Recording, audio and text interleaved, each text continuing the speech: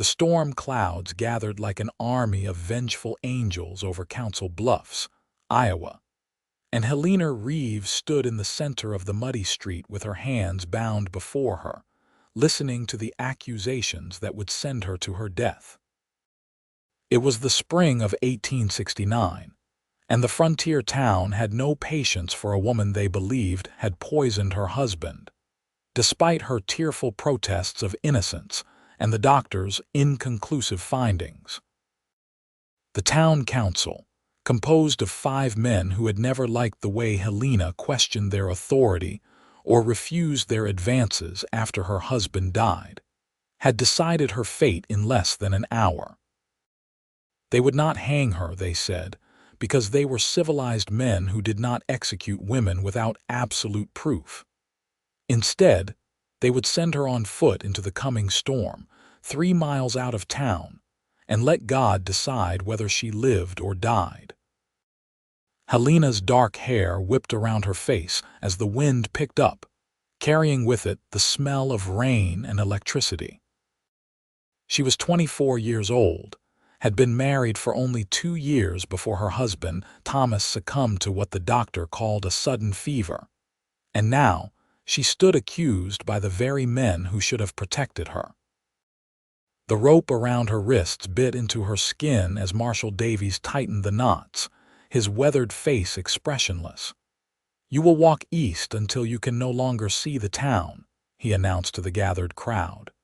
"If you turn back before the storm passes, we will shoot you on sight. If God sees fit to spare you, you may return tomorrow and face trial by jury instead of council decision." It was a death sentence dressed up as mercy. Everyone knew it. The storm rolling in from the west was the worst they had seen all season, with lightning already fracturing the distant sky and thunder that sounded like cannon fire. Helena looked at the faces surrounding her, searching for even one person who might speak up on her behalf, but saw only cold judgment and fear. These people had known her for 2 years, had accepted her pies at church socials, had nodded politely when she walked past, but now they wanted her gone. "I did not kill my husband," she said, her voice steady despite the terror coursing through her veins. "Thomas died of fever. I loved him. I nursed him for 3 days before he passed." "The council has made its decision," Mayor Thornton said, his thick jowls quivering as he spoke. "May God have mercy on your soul, Mrs. Reeves." 2 men grabbed her arms and began marching her toward the eastern edge of town. Helena stumbled but kept her footing, unwilling to give them the satisfaction of seeing her fall. The crowd followed at a distance, a grotesque parade of judgment and curiosity. She could hear women whispering, children asking questions, men muttering about justice and propriety. At the edge of town, where the last buildings gave way to rolling prairie, they cut the ropes from her wrists. Her hands were numb, marked with deep red grooves from the tight binding. Marshal Davies pointed east toward the darkening horizon. "Walk," he commanded. Helena looked at the vast emptiness before her, then back at the town that had been her home. The first drops of rain began to fall, fat and cold against her skin. She wore only a simple cotton dress, already soaked through at the shoulders, and thin leather boots that would be useless once the prairie turned to mud. No coat, no supplies, no hope. She turned and began walking. Behind her, she heard the crowd dispersing, their duty done, their conscience clear because they had not actually killed her themselves. The rain intensified with each step she took, and soon the town disappeared behind a curtain of gray water. Lightning split the sky so close she could smell the burning ozone. Thunder followed immediately, shaking the ground beneath her feet. Helena had been walking for perhaps 20 minutes when she fell for the first time. The mud sucked at her boots, and exhaustion was already setting in. She pushed herself up, her hands sinking into the cold muck, and kept going. There was nowhere to go, no shelter in sight, just endless rolling hills of grass and mud and rain. The wind grew stronger, pushing her sideways, and she realized with a strange clarity that she was going to die out here. She thought of her mother back in Ohio, who had died when Helena was 16. She thought of her father, who had passed 2 years later, leaving her alone in the world until Thomas Reeves had offered her marriage and a new start in Iowa. She thought of the brief happiness she had known, the quiet evenings by the fire, the simple joy of building a life with someone. And now it would end here in the mud, because vindictive men wanted her land and her silence. Helena fell a second time and found it harder to rise. Her dress clung to her body, heavy with water and mud. Her hair hung in thick ropes down her back. She could no longer feel her fingers or toes. The cold had worked its way deep into her bones, and she knew that even if the storm passed, she would likely die of exposure before she could make it back to town. That was when she heard the horse. At first, she thought it was thunder, but the sound was rhythmic, growing closer. Helena turned, squinting through the rain, and saw a rider approaching at full gallop. Her heart seized with fear. Had they sent someone to finish her, to make sure she did not survive? The rider drew closer, and she could make out more details. A man on a buckskin horse, wearing a long oilskin coat and a wide-brimmed hat. He sat the horse with easy confidence, as if the storm was nothing more than a light drizzle. When he was within 20 feet, he slowed to a trot, then stopped entirely. "Mrs. Reeves." He called out, his voice cutting through the wind and rain. Helena stared at him, unable to speak. She did not recognize him, though something about his face seemed familiar. He was young, perhaps in his late 20s, with strong features and eyes that held both kindness and determination. "My name is Quincy Patterson," he said, dismounting in one fluid motion. "I work the Hendricks Ranch west of town. I was in Council Bluffs when they passed their sentence on you. I am here to bring you home." "Home?" The word came out as barely a whisper. "They will kill you for helping me." "They will kill us both." "Then we had better ride fast," Quincy said. He moved toward her and Helena instinctively backed away. He stopped, holding up his hands. "Madam, I know you have no reason to trust anyone right now, but I swear to you on my mother's grave that I mean you no harm. I have a cabin about 5 miles north of here. We can wait out the storm there and then we will figure out what comes next." "Why?" Helena asked. "Why would you risk yourself for me?" Quincy looked at her for a long moment, rain streaming down his face. "Because what they did to you is wrong. Because I lost my own sister to men who called themselves righteous while committing evil. Because nobody should die alone in a storm when there is someone who can help." He extended his hand. "Please, let me help you." Helena looked at his outstretched hand, calloused and strong, offered without expectation. She thought of the alternative, of lying down in the mud and simply giving up. Then she placed her frozen hand in his, and he pulled her to her feet with gentle strength. "Can you ride?" he asked. "I think so," she managed through chattering teeth. Quincy led her to his horse, a sturdy buckskin mare who stood steady despite the storm. He mounted first, then reached down and pulled Helena up behind him with surprising ease. She had no choice but to wrap her arms around his waist and hold on as he urged the horse into motion. The ride was a blur of cold and rain and wind. Helena pressed against Quincy's back, feeling the warmth of him through his oilskin coat. He rode with purpose, guiding the mare through the storm with the skill of someone who knew this land intimately. She lost track of time, focusing only on holding on and trying to stay conscious as the cold threatened to pull her under. When they finally stopped, Helena looked up to see a small cabin emerging from the rain. It was simple but well built, with a covered porch and a small barn beside it. Quincy dismounted and reached up to help her down. Her legs nearly gave out when her feet touched the ground, but he caught her, his arm strong around her waist. "Just a few more steps," he said gently, guiding her toward the cabin. Inside it was dry and warm. A fire burned in the stone fireplace, and Helena realized he must have left it going when he rode out. The cabin was one large room with a bed in one corner, a small kitchen area with a cast iron stove, a table with 2 chairs, and shelves lined with books and supplies. It was clean and organized, the home of someone who took pride in his space.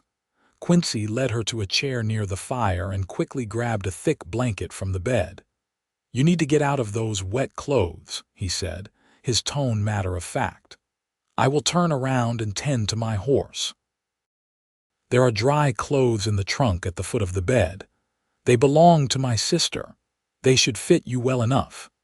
He did not wait for her response, simply turned his back and walked back out into the storm to see to his mare. Helena sat for a moment, too exhausted to move before the cold forced her into action. With shaking hands, she peeled off her soaked dress and undergarments, wrapped herself in the blanket and shuffled to the trunk.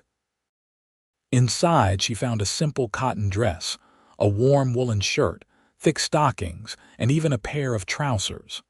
She chose the dress and shirt, dressing as quickly as her numb fingers would allow. The clothes were slightly too large but blissfully dry. She was pulling on the stockings when Quincy returned, stomping water from his boots on the porch before entering. He hung his wet oilskin coat on a peg by the door and removed his hat, revealing dark hair plastered to his forehead. His eyes found her immediately, checking to make sure she was decent. Then he moved to the stove where a pot was already heating. "Coffee will be ready soon," he said. "And I have some stew from yesterday I can warm up. You need food and warmth in that order." Helena watched him move around the cabin with efficient purpose. He was tall and lean, built like someone who worked hard for his living. His face was weathered by sun and wind, but his eyes were kind, and his movements careful and deliberate. She realized she had seen him before, now that she could see him clearly. He had been at the general store several times when she had been shopping, had always tipped his hat politely, but they had never spoken. "Your sister," Helena said quietly. "What happened to her?" Quincy's hands stilled for a moment on the coffee pot, then resumed their work. "She was accused of stealing from the family she worked for back in Kansas. She did not do it. The son of the family had stolen the jewelry to pay gambling debts, but he blamed Mary. They ran her out of town in winter. I found her 3 days later. She had frozen to death in a barn 5 miles outside town." His voice was steady, but Helena could hear the pain beneath it. "That was 4 years ago. I was 24, she was 21. I swore I would never stand by and watch something like that happen again if I could prevent it." "I am sorry," Helena whispered. He turned to look at her, and the grief in his eyes was so raw it took her breath away. "I am sorry too. Sorry I could not save her.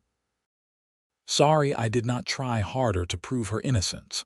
Sorry for all the times good people stand by while bad things happen because they are afraid or comfortable or convinced it is not their business." He poured coffee into a tin cup and brought it to her. "Drink this. It will help."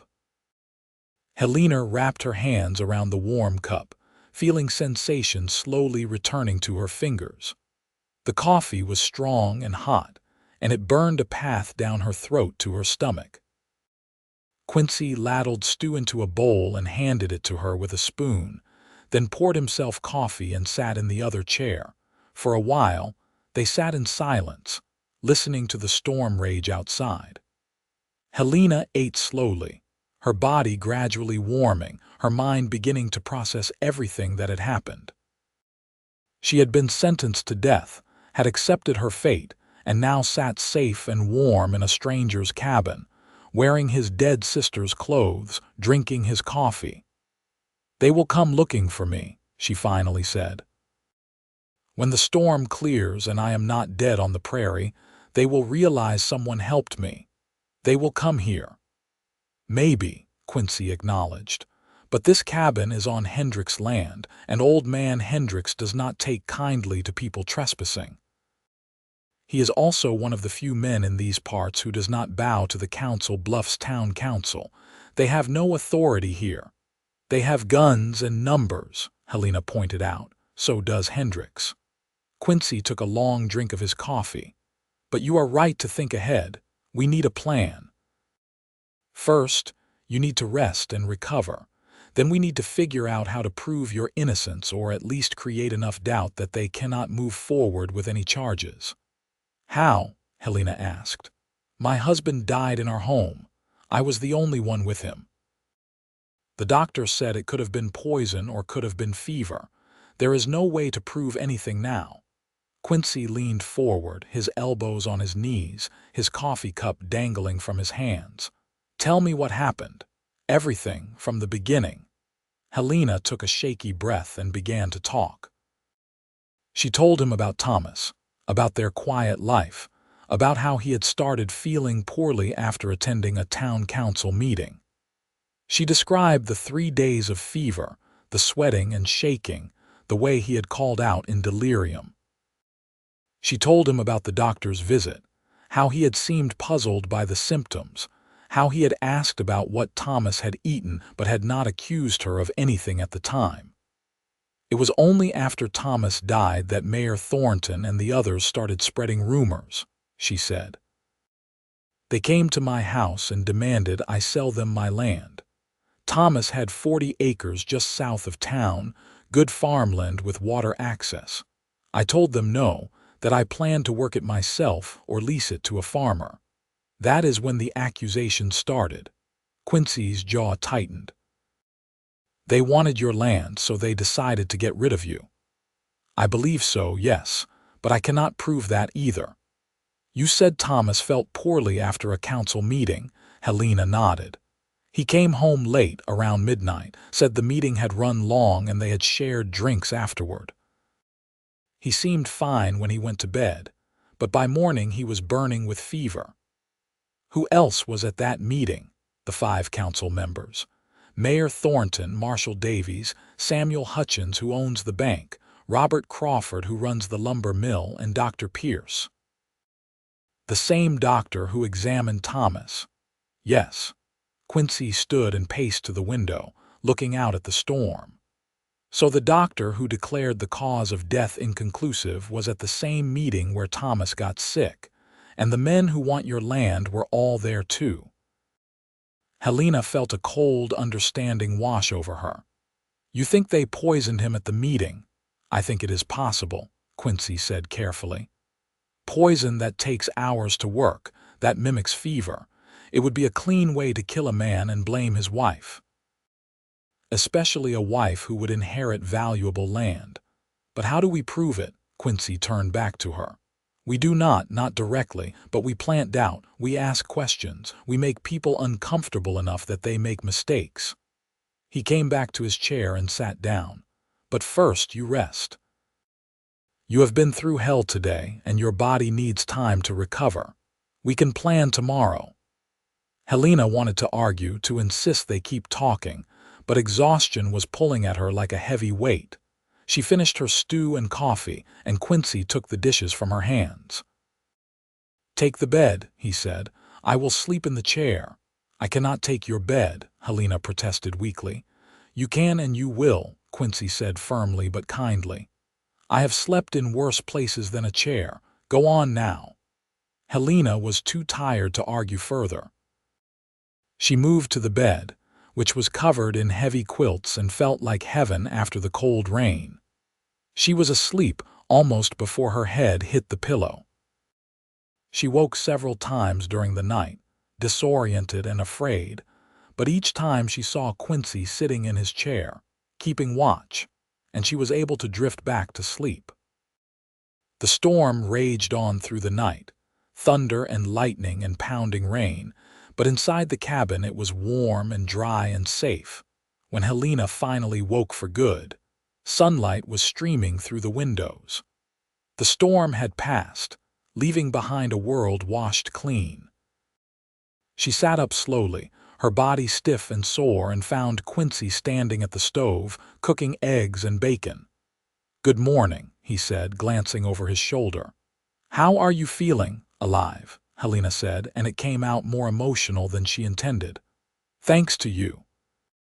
Quincy brought her a plate of food and a fresh cup of coffee. "Eat. We have a lot to discuss." As Helena ate, Quincy laid out his thoughts. "I rode into town before dawn," he said, and Helena's heart jumped. "You went back. They could have arrested you." "They do not know I helped you," Quincy said calmly. "I was careful. I wanted to hear what people were saying, what the council was planning. The official story is that you perished in the storm, that God rendered his judgment. They have already moved to claim your land for unpaid debts, which is impossible since Thomas just died and there has been no time for debts to accumulate. So they are just taking it," Helena said bitterly. "Trying to," Quincy corrected. "But here is the interesting part. I stopped at the doctor's office. Dr. Pierce was not there, but his nurse was, a woman named Mrs. Abbott. She has worked for him for 20 years. We got to talking, and she mentioned that the doctor has seemed troubled since Thomas's death. She said he has been drinking more than usual and talking to himself. Guilty conscience," Helena suggested, "possibly. Or he knows something he wishes he did not." Quincy leaned against the table. "I also learned that Samuel Hutchins, the banker, was seen arguing with Mayor Thornton yesterday after you were sent into the storm.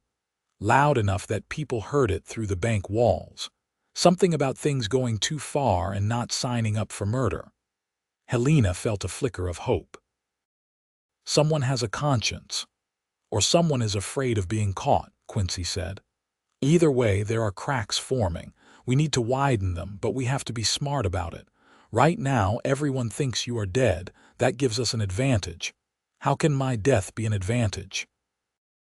Quincy pulled out the other chair and sat across from her. "Because dead women do not ask questions or make demands. The council thinks they have won. They will move forward with their plans and they will be less careful. Meanwhile, you are alive and safe here.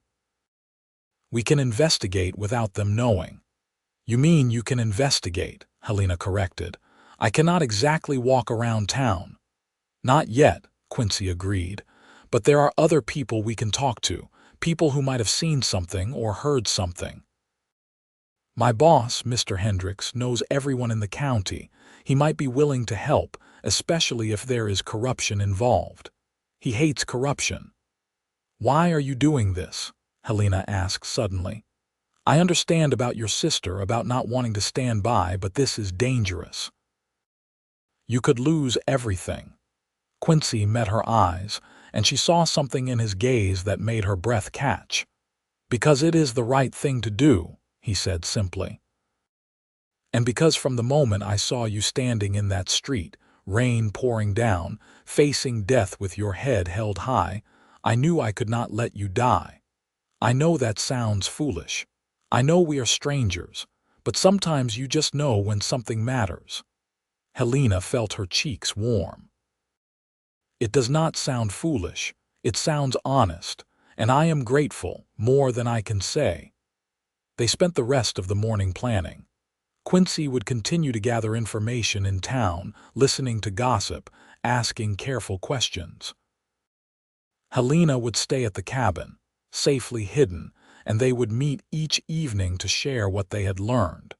If they could gather enough evidence or testimony to cast doubt on the council's accusations, they might be able to force a real investigation. "And if we cannot?" Helena asked. Quincy's expression was serious. "Then we get you somewhere safe, far from here, where you can start over." "That would mean leaving my home, my husband's grave, everything I have." "Better than dying," Quincy pointed out gently. Helena could not argue with that. Over the following days, they fell into a routine. Quincy would leave at dawn to work at the Hendricks Ranch and gather information. Helena would spend her days at the cabin, reading from Quincy's collection of books, tending to small chores, and thinking about everything that had happened. Each evening, Quincy would return, and they would share a meal and talk. Helena learned that Quincy had grown up in Kansas, that he had come to Iowa after his sister's death, because he could not bear to stay where she had died. He had worked for Mr. Hendricks for 3 years, saving money with the eventual goal of buying his own land. He was 28 years old, had never married, and loved horses more than most people. Quincy learned that Helena had grown up in Ohio, that she had been teaching at a small school when she met Thomas, who had been passing through on business. He had courted her through letters for 6 months before proposing. She was well-read and intelligent, had wanted to continue teaching, but the town council had decided married women should not work. She was 24 years old and had always dreamed of seeing the ocean, though she had never traveled further than Iowa.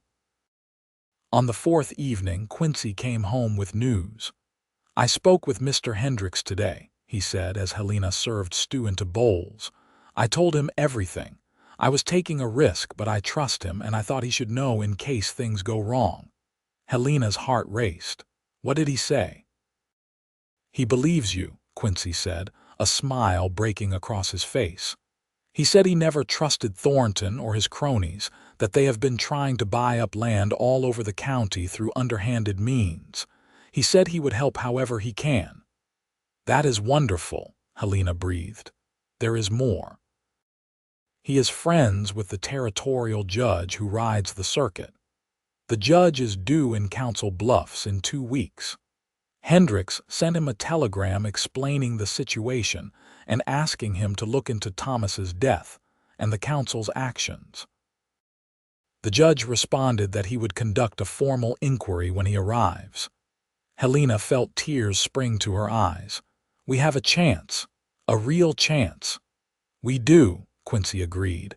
"But 2 weeks is a long time. The council might take actions that are hard to undo. We need to keep gathering information, keep building our case."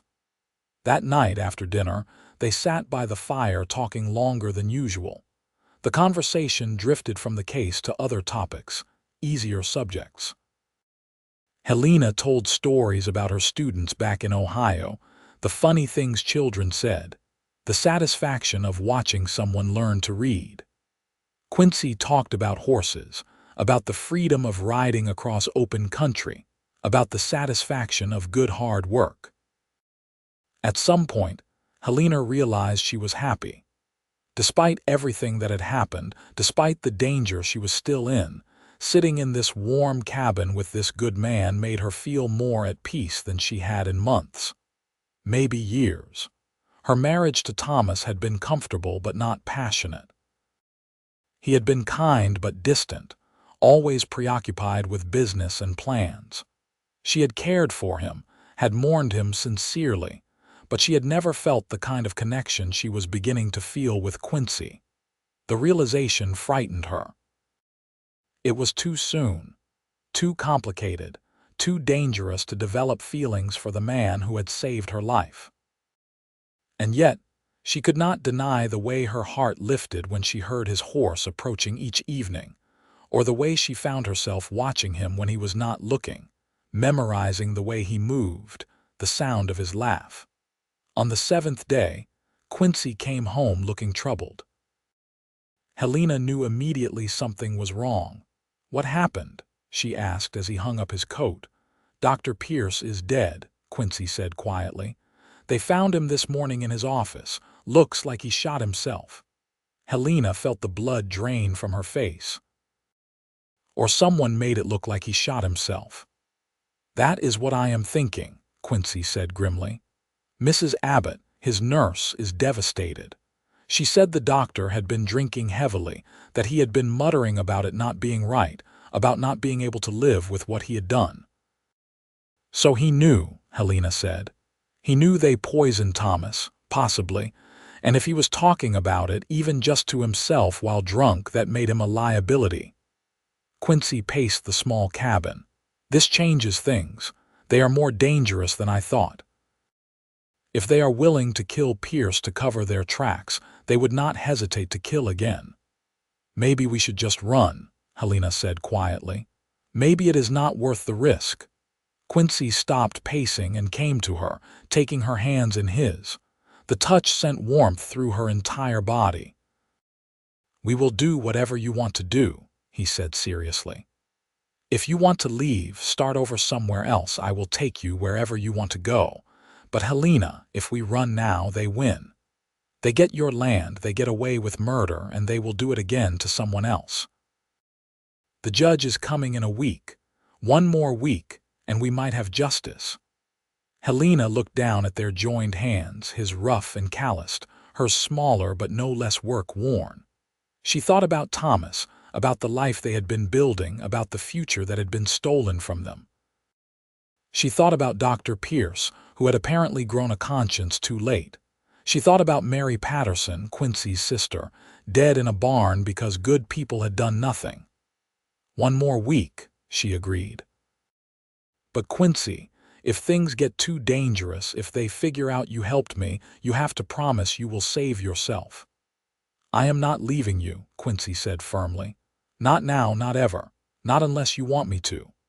His eyes held hers, and Helena saw something in them that made her breath catch. It was more than kindness, more than determination. It was something deeper, more personal. She wondered if her own eyes reflected the same thing. "I do not want you to," she whispered. The moment stretched between them, charged with possibility. Then Quincy released her hands and stepped back, clearing his throat. "I should make dinner. You must be hungry." The moment passed, but something had shifted between them. Helena felt it in the way Quincy's eyes followed her as she moved around the cabin. She felt it in the way her pulse quickened when their hands accidentally touched while washing dishes. She felt it in the comfortable silence that fell between them as they sat by the fire that night, closer together than usual. Over the next few days, more information came to light. Mrs. Abbott, the doctor's nurse, had found papers in Pierce's desk, notes about the symptoms Thomas had exhibited. The notes matched those of arsenic poisoning, not fever. She had taken them to the marshal, but Davies had dismissed them as the confused writings of a drunk. However, Mrs. Abbott was not so easily silenced. She was a 60-year-old woman with a reputation for honesty and competence, and she began talking to other women in town, sharing what she had found. The story spread like wildfire. Suddenly, people were asking questions. Why had the council been so quick to judge Helena? Why had they sent her into a storm instead of holding a proper trial? Why had Dr. Pierce killed himself? Samuel Hutchins, the banker, was seen at the territorial marshal's office in the county seat, though no one knew what he had discussed there. Robert Crawford, who ran the lumber mill, got drunk at the saloon and started ranting about not knowing murder was part of the plan, before his friends dragged him out. The cracks Quincy had hoped for were widening into chasms. 3 days before the judge was due to arrive, Quincy came home in the middle of the day, riding hard. Helena heard the horse and went to the door, her heart pounding with worry. "What is wrong?" she asked as he dismounted quickly. "The council knows you are alive," Quincy said, his face grim. "I do not know how they found out, but I heard Mayor Thornton telling the marshal to organize a search party. They are checking every building, every farm within 20 miles. They will come here," Helena said, fear flooding through her. "Yes," Quincy agreed, "but not right away. This cabin is remote, and Hendrick's land is posted against trespassers. It will take them time to get legal permission to search here or to work up the courage to ignore the law. We have maybe a day, maybe 2. "What do we do?" Quincy took her hands, grounding her. "We have options. Hendricks has offered to hide you at his main house. He has a root cellar that is well hidden. Or we can run, try to stay ahead of them until the judge arrives. or we can go straight to the county seat and put you under the protection of the territorial marshal." Helena's mind raced through the options. If I go to Hendrix's house, I put him and his family in danger. If we run, they might catch us. But if we go to the territorial marshal, we are gambling that he is honest and will protect me rather than turn me over. "It is a gamble," Quincy admitted. "But I have asked around about Marshal Tucker at the county seat. He has a reputation for being tough but fair. And remember, Samuel Hutchins went to see him. Maybe he made a statement." Helena made her decision. "We go to the county seat. Running and hiding has not worked. It is time to face this head-on." Quincy nodded, respect in his eyes. "We leave now. Pack only what you need. We have a hard ride ahead." 20 minutes later they were on horseback, Helena seated in front of Quincy on his buckskin mare, their few belongings in saddlebags. The county seat was 30 miles away, a full day's ride if they pushed hard. Quincy took them cross-country, avoiding roads where they might be seen. They stopped only once, at a small creek, to rest the horse and eat some dried meat and bread Quincy had packed. Helena's body ached from the ride, but she did not complain.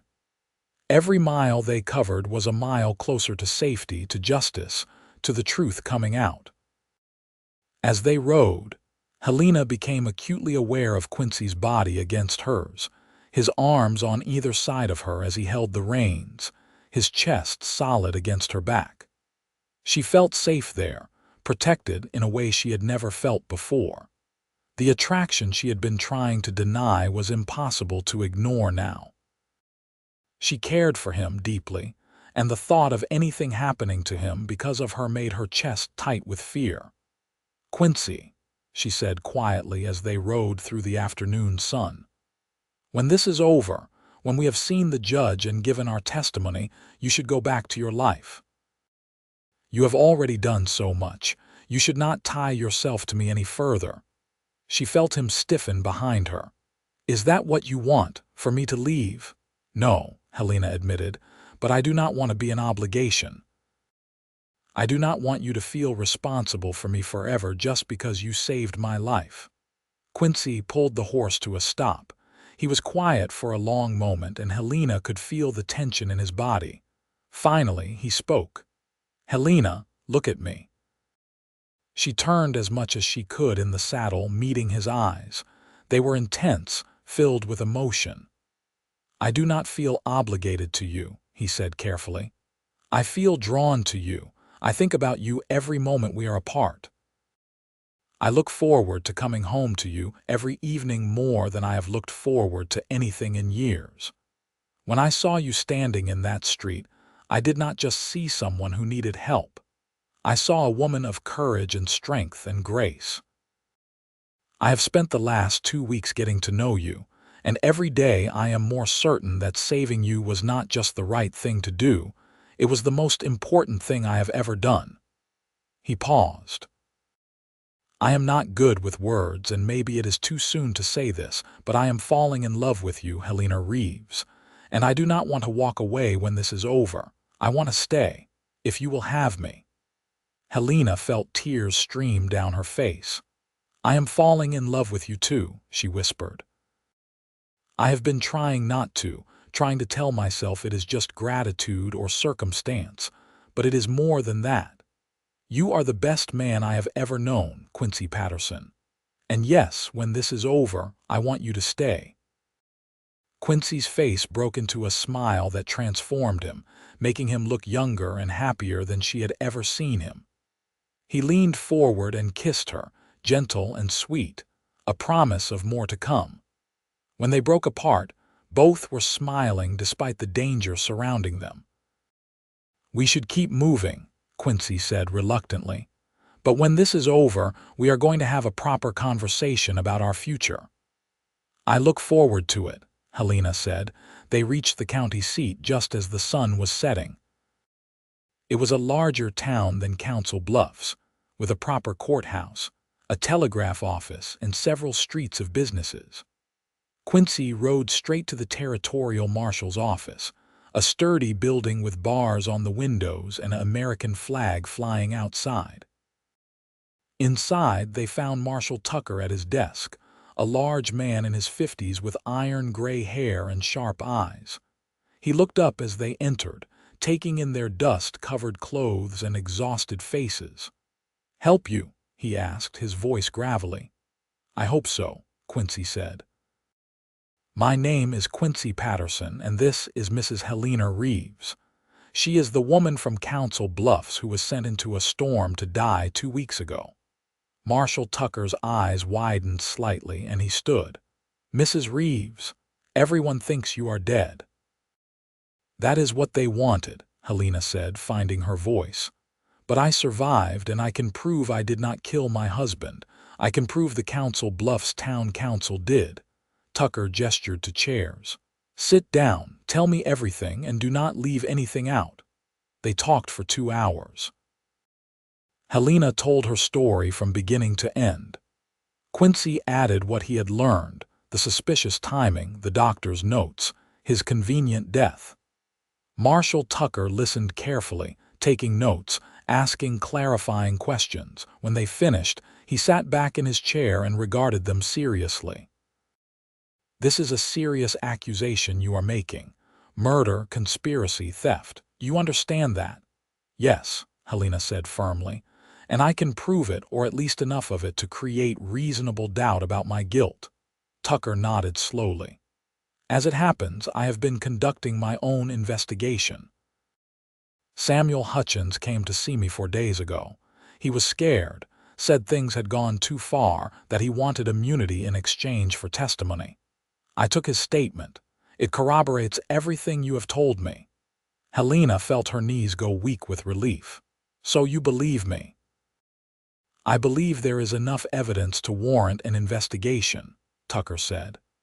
"I was planning to ride to Council Bluffs tomorrow with the circuit judge to conduct interviews and make arrests if warranted. Your testimony, combined with Hutchins's statement and Dr. Pierce's notes, should be enough to bring charges." He looked at Helena seriously. "But Mrs. Reeves, you need to understand that this will be difficult. You will have to testify publicly about your husband's death, about what happened to you. The town will be divided. Some people will still believe you are guilty. Are you prepared for that?" Helena thought of Thomas, of the life they could have had, of the injustice that had been done. She thought of Dr. Pierce, dead because he had known too much. She thought of Quincy's sister Mary, frozen in a barn, unavenged. She thought of all the other people who had been victims of corruption and cowardice. "I am prepared," she said. "I want justice, not just for me, but for everyone they have hurt." Marshall Tucker smiled grimly. "Good. Then we ride at first light. I am putting you both under protective custody until this is resolved. You will stay in the boarding house next door. I will have a deputy with you at all times. No one from Council Bluffs knows you are here yet, and I want to keep it that way until we are ready to move." That night, Helena and Quincy were given rooms at the boarding house, with Deputy Miller standing guard in the hallway. It was the first night they had been apart since Quincy had brought Helena to his cabin, and she found she could not sleep. She kept thinking about what lay ahead, about the trial, about seeing the faces of the men who had tried to kill her. Around midnight, she heard a soft knock on her door. She opened it to find Quincy standing there, looking as unable to sleep as she felt. "I needed to see you," he said quietly. "To make sure you are all right." Helena glanced at Deputy Miller, who had conveniently found something interesting to look at down the hallway. She pulled Quincy into her room and closed the door. "I am scared," she admitted. "Not of testifying, but of what might happen. What if they are found innocent? What if the judge does not believe us?" Quincy pulled her into his arms, and she rested her head against his chest, listening to the steady beat of his heart. "Then we will deal with it," he said. "Together. Whatever happens, Helena, you are not alone. You will never be alone again." She tilted her head back to look at him. "Promise me something. Promise me that no matter what happens tomorrow, you will not do anything foolish. Do not try to fight them or confront them. Let the law handle it." "I promise," Quincy said. "As long as you promise me the same. No trying to protect me by taking all the blame or saying something that is not true. We tell the truth, the whole truth, and we let justice do its work." "I promise," Helena said. They stood there for a long moment, holding each other, taking comfort in each other's presence. Finally, Quincy pulled back reluctantly. "I should go before the deputy decides to actually do his job and check on us," he said with a small smile. "But I am right across the hall. If you need anything at all, you call for me." "I will," Helena promised. He kissed her forehead tenderly and left. Helena climbed into bed, and this time, feeling less alone, she was able to sleep. The next morning, a group of 8 men rode out from the county seat toward Council Bluffs. Marshal Tucker led the way, with Judge Harrison beside him. The judge was a lean man in his 60s with white hair and a reputation for fairness. Behind them rode 3 deputies, then Helena and Quincy, with another deputy bringing up the rear. The ride took most of the morning. As they crested the last hill before Council Bluffs, Helena felt her stomach clench with anxiety. The town spread out before them, looking deceptively peaceful in the morning sun. People went about their business, unaware of what was about to happen. They rode straight to the town council building, a 2-story structure that also housed the marshal's office and the jail. A crowd began to gather as soon as people saw the judge and the territorial marshal. Then someone recognized Helena and gasps rippled through the crowd. "It is Mrs. Reeves. She is alive. Ghost. It is a ghost." Mayor Thornton came out of the building, his face going pale when he saw Helena. Behind him came Marshal Davies and Robert Crawford. "What is the meaning of this?" Thornton blustered. "That woman is a convicted criminal." "That woman was never convicted of anything," Judge Harrison said coldly, dismounting. "She was illegally sentenced by a town council with no authority to pass such judgment. And now, Mayor Thornton, you and your associates are under arrest for conspiracy to commit murder, fraud, and corruption." "This is outrageous," Thornton sputtered. "You cannot just ride in here and make accusations." "I can, and I am," Judge Harrison said. He nodded to Marshal Tucker, who gestured to his deputies. They moved forward to arrest Thornton, Davies, and Crawford. The crowd's murmuring grew louder. Some people looked shocked, others satisfied, still others angry. Helena spotted Mrs. Abbott, the doctor's nurse, standing near the front. The older woman nodded at Helena with something like approval. "I want a lawyer," Thornton shouted as the deputies put him in irons. "This is illegal." "I am the mayor of this town. You are a murderer," Marshal Tucker said flatly. "And you will have your day in court, just like Mrs. Reeves should have had." They were taken inside to the jail cells. Judge Harrison set up court in the town council chamber and announced that preliminary hearings would begin immediately. The crowd pressed inside, filling every available space. Over the next 3 hours, testimony was heard. Samuel Hutchins, granted immunity, testified that the council had planned to acquire Helena's land by any means necessary. When Thomas had refused to sell at their price, they had decided to eliminate him. Dr. Pierce had supplied arsenic, which had been slipped into Thomas's drink at the council meeting. The plan had been to blame natural causes, but when the doctor had grown uncertain, they had shifted blame to Helena. Mrs. Abbott testified about Dr. Pierce's state of mind, about his drinking and his guilt, and produced his notes clearly indicating arsenic poisoning.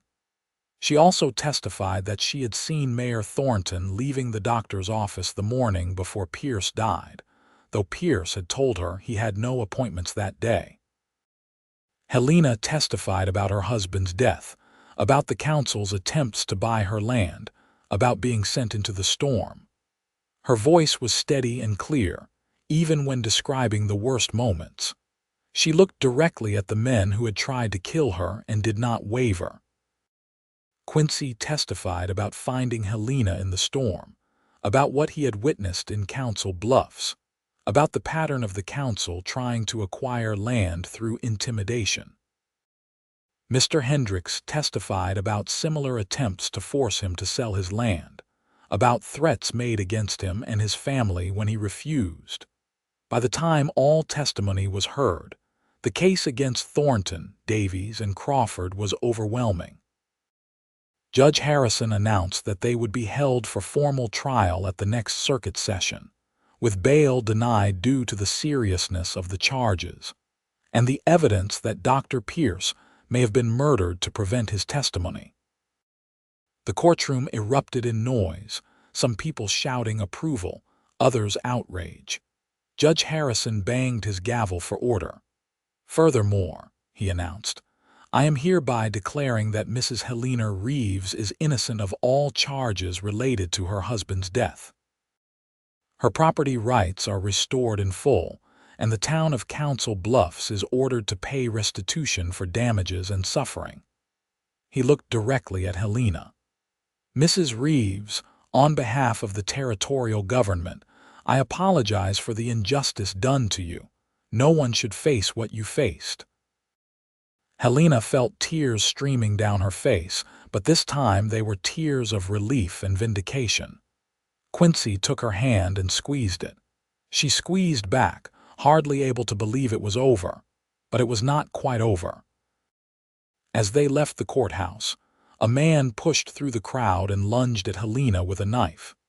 It happened so fast that Helena barely had time to register the danger.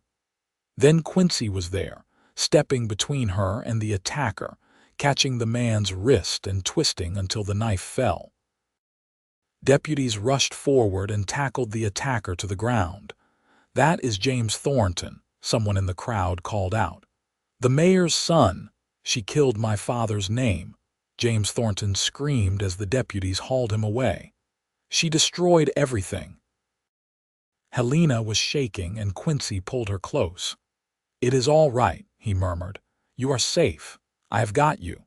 Marshal Tucker came over, his face grim. "We will be holding young Thornton as well, but this shows the level of feeling in town. I recommend you not stay here tonight, Mrs. Reeves. Give people time to calm down." "She is coming back to Hendricks Ranch with me," Quincy said firmly, "and she is staying there until this town remembers how to behave like civilized people." No one argued with him. They rode back to Hendricks Ranch together, this time with Helena riding her own horse that Marshal Tucker had arranged. The ranch was a sprawling operation with a main house, several bunkhouses, barns, and corrals. Mr. Hendricks came out to meet them, a tall man in his 70s with a weathered face and kind eyes. "Mrs. Reeves," he said, taking off his hat, "I am glad to see justice done. You are welcome on my land for as long as you need or want to stay." "Thank you," Helena said sincerely. "For everything. Quincy told me you sent the telegram to the judge. You may have saved my life." "Quincy saved your life," Hendricks said with a smile. "I just made a few inquiries. Now my wife has prepared a room for you in the house. Quincy will show you the way." Over the next few weeks, Helena stayed at the Hendricks Ranch while things settled in Council Bluffs. The formal trial was held, and Thornton, Davies, and Crawford were convicted of conspiracy to commit murder, fraud, and in Thornton's case, the murder of Dr. Pierce. They were sentenced to 20 years in territorial prison. James Thornton, the mayor's son, was convicted of assault and served 6 months in jail. The town slowly came to terms with what had happened. Some people apologized to Helena directly. Others simply avoided mentioning it. A few remained convinced of her guilt, but they were in the minority. During this time, Helena and Quincy spent almost every evening together. They would walk around the ranch, talking about everything and nothing, getting to know each other without the pressure of danger hanging over them. They talked about their pasts, their dreams for the future, the things they valued. Helena learned that Quincy wanted children someday, that he dreamed of having his own ranch where he could raise horses. He wanted a life of honest work, simple pleasures, and someone to share it with. Quincy learned that Helena wanted to teach again, that she missed working with children. She wanted a partnership in marriage, not just an arrangement. She wanted to feel valued and heard. She wanted love, real love, not just companionship. 2 months after the trial, Quincy asked Helena to take a ride with him. They rode out to his cabin, the place where he had first brought her to safety. Someone, likely Hendrix's men at Quincy's request, had cleaned it up and stocked it with supplies. They sat on the porch in the evening light, watching the sun paint the sky in shades of orange and pink. Quincy took Helena's hand. "This cabin is not much," he said, "but it has been my home for 3 years. It is where I brought you when I thought I might lose you. It is where we first really talked, where I first realized I was falling in love with you." He turned to face her fully. "Helena, I know it has not been long. I know you have been through so much, but I also know that I love you completely and truly. I want to build a life with you. I want to wake up next to you every morning and fall asleep next to you every night. I want to face whatever comes, good or bad, together." He reached into his pocket and pulled out a simple gold band. "This was my mother's ring. It is not fancy, but it is real, like my love for you. Helena Reeves, will you marry me?" Helena felt tears spilling down her cheeks, but she was smiling. "Yes," she said. "Yes, Quincy, I will marry you. I love you too, more than I thought possible. You saved my life, but more than that, you gave me hope. You showed me what it means to be truly loved and valued. Yes, I will marry you." Quincy slipped the ring onto her finger and then he kissed her, deep and passionate, full of promise and love. When they broke apart, both were breathless. "When?" Quincy asked. "I do not want to rush you, but I also do not want to wait if we do not have to." "Soon," Helena said. "I do not need a big wedding. I just need you and a preacher and a fresh start." They were married 3 weeks later at the Hendrix Ranch with Mr. and Mrs. Hendrix as witnesses and most of the ranch hands in attendance. Helena wore a simple blue dress that Mrs. Hendrix had helped her make. Quincy wore his best clothes and could not stop smiling. The preacher from the county seat performed the ceremony. When he pronounced them husband and wife, Quincy kissed Helena like she was the most precious thing in the world, and she kissed him back with all the love in her heart. The celebration was simple but joyful. There was food and music, dancing and laughter. Mrs. Abbott came from Council Bluffs to attend, bringing with her a quilt she had made as a wedding gift. Several other people from town also came, people who had believed in Helena's innocence, or who had come to regret their part in what happened to her. That night, Quincy carried Helena over the threshold of his cabin, which was now their cabin. He set her down gently and cupped her face in his hands. "I love you, Mrs. Patterson," he said softly. "I love you too, Mr. Patterson," Helena replied. Their wedding night was tender and passionate, a joining of two people who had found each other in the worst of circumstances and chosen to build something beautiful together. In the months that followed, Helena and Quincy worked to build their life together. Helena sold most of her land from Thomas, keeping only 5 acres, including the small house she had shared with him. She donated the proceeds to establish a school fund for children whose families could not afford tuition. With Quincy's savings and her contribution, they were able to buy 40 acres adjacent to the Hendrix Ranch, good land with water access and room to grow. Quincy started his horse breeding operation, using skills he had learned over years of working with horses.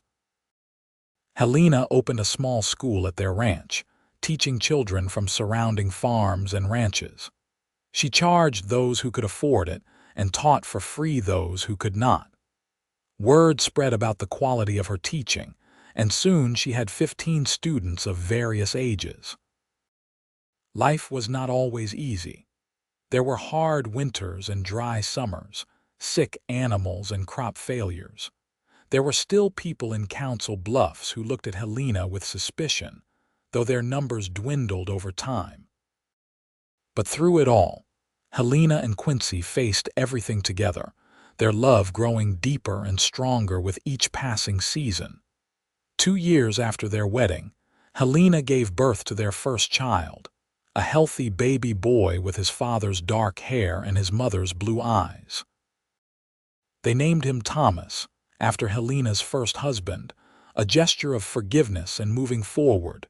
3 years after that, they had a daughter, Mary, named for Quincy's sister. She had blonde curls and a stubborn streak that made both her parents laugh. And 2 years after Mary came another son, James, who was quiet and thoughtful like his mother. The cabin expanded over the years, growing from 1 room to 4, then 6, accommodating their growing family. The horse operation flourished, with Quincy earning a reputation for breeding strong, intelligent animals. Helena's school grew too, and eventually she trained 2 other teachers to help her. Mr. Hendricks, who became like a father to both of them, lived to see all 3 of their children born. When he died peacefully in his sleep at 82, he left a portion of his land to Quincy and Helena in recognition of their friendship and Quincy's years of loyal service. On their 10th wedding anniversary, Quincy and Helena took a trip, their first real journey together. They rode east toward the ocean that Helena had always wanted to see. They left their children in the capable care of Mrs. Hendricks, who loved them like grandchildren, and set out on an adventure. When they reached the Atlantic coast, Helena stood on the sand and stared at the endless water with tears in her eyes. Quincy stood beside her, his arm around her waist. "It is more beautiful than I imagined," she whispered. "Not more beautiful than you," Quincy said, kissing her temple. They spent a week by the ocean, walking on the beach, talking about their life, their children, their dreams for the future. They made love with the sound of waves crashing outside their window and fell asleep in each other's arms, still as in love as the day they married. On their journey home, as they rode through Iowa toward Council Bluffs, Helena thought about how much her life had changed. 10 years ago, she had been standing in the rain, condemned to death, with no hope and no future. And then Quincy had ridden out of that storm and saved her life. But it was more than that, she realized. He had not just saved her life. He had given her a reason to live. He had shown her what real love looked like, what partnership meant, what it felt like to be truly cherished. He had helped her find justice and healing. He had given her a family and a home and a future full of possibility. "What are you thinking about?" Quincy asked, noticing her quiet reflection. "I am thinking about that day in the storm," Helena said. "About how close I came to dying, about how you rode out and brought me home." "Best decision I ever made," Quincy said simply. "For me too," Helena said. "Everything good in my life came from that moment, from your courage and compassion. You saved me in every way a person can be saved." Quincy pulled his horse to a stop and reached over to take Helena's hand. "You saved me too, you know. I was just existing before I met you, going through the motions. You gave me purpose, gave me love, gave me a family. We saved each other, Helena. That is what love does." Helena felt her heart overflow with emotion. After all these years, he could still make her feel like the most important person in the world with just a few words. When they arrived home, their children ran out to meet them, talking over each other in their excitement to show their parents everything they had done while they were gone. Thomas, now 8, had helped Mr. Hendricks's foreman gentle a new colt. Mary, 5, had learned to write her whole name. James, 3, had apparently eaten an entire pie when no one was looking. That evening, after the children were in bed, Quincy and Helena sat on their porch, the same porch where he had proposed all those years ago. The cabin had grown, the land had prospered, and their family had expanded, but some things remained constant. The love between them, the partnership they had built, the commitment they had made to each other. "You ever regret it?" Helena asked quietly. "Riding out that day, your life would have been simpler without me." Quincy turned to look at her, his eyes reflecting the lamplight from inside. "Not for one single moment," he said firmly. "My life would have been simpler, yes, but it would not have been better. It would not have been full. Helena, you are the best thing that ever happened to me, you and our children and this life we have built together. I would ride through 1,000 storms to find you again." Helena leaned against him, feeling the solid warmth of him, the steady beat of his heart. "I love you, Quincy Patterson, today, tomorrow, always. I love you too, Helena Patterson, always." They sat there as the sun set, painting the Iowa sky in brilliant colors. Two people who had found each other against all odds and built something lasting and true. Years continued to pass, each one bringing new joys and challenges.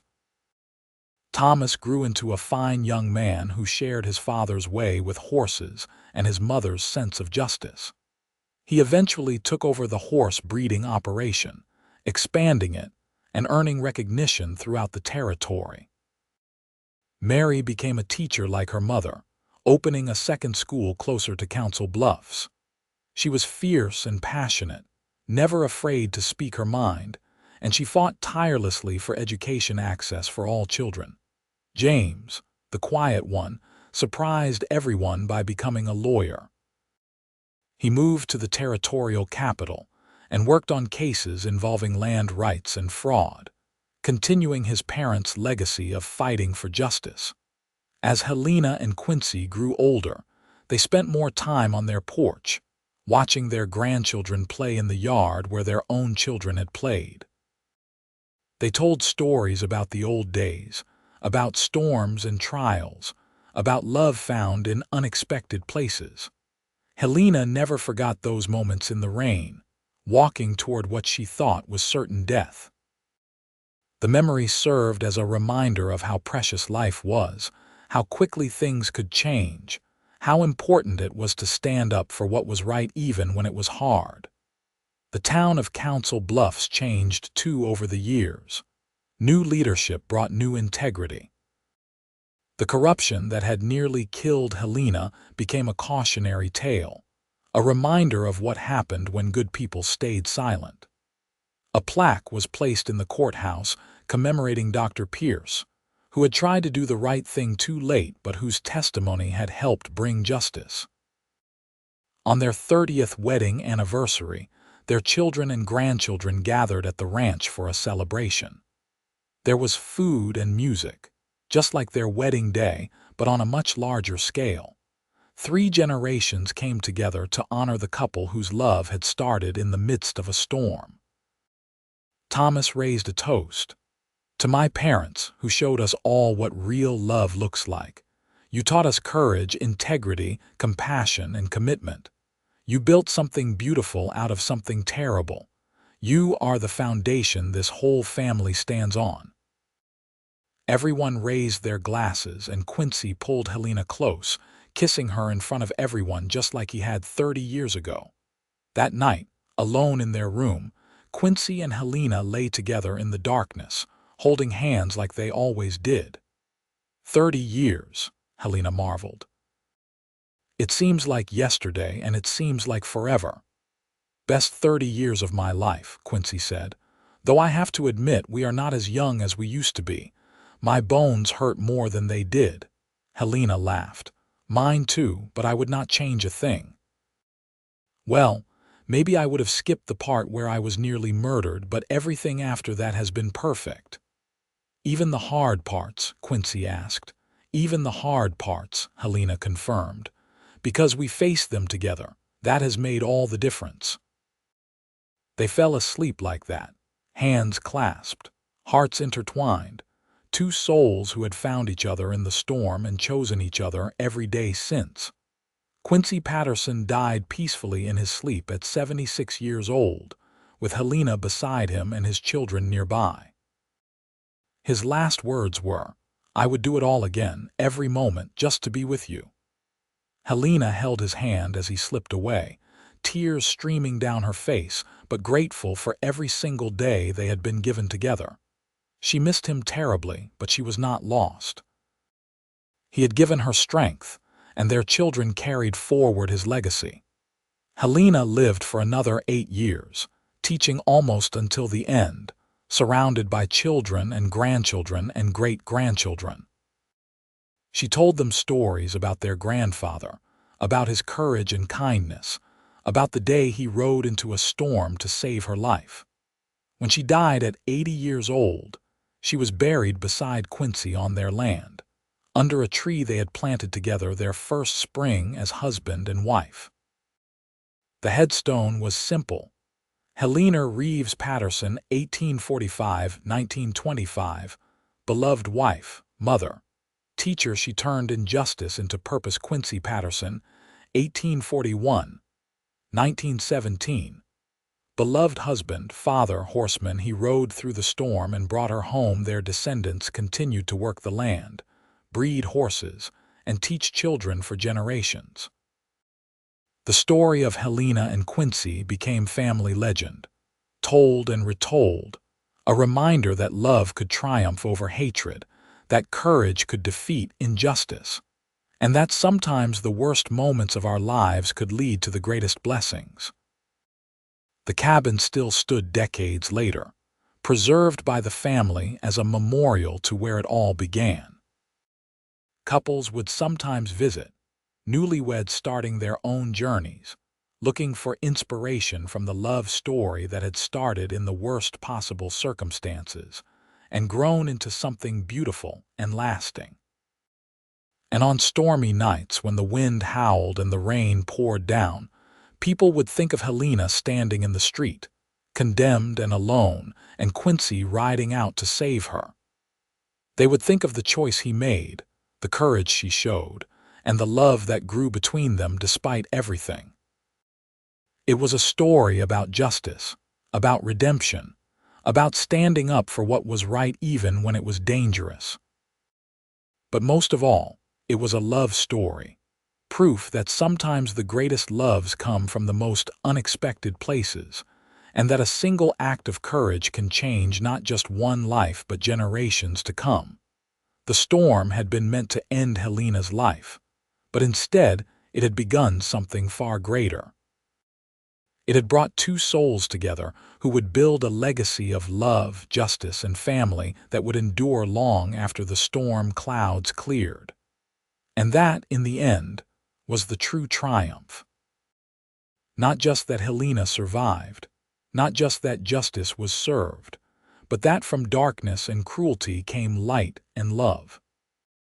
That Quincy Patterson rode into that storm and brought home not just a woman he saved, but the woman he loved, the partner he chose, the wife who would stand beside him for 30 years and whose memory would sustain him until his final breath.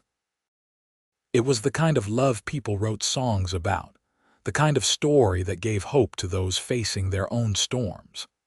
And it all started with one cowboy making a choice, riding out into the rain, refusing to let injustice win, and finding not just a woman to save but his own heart's true home.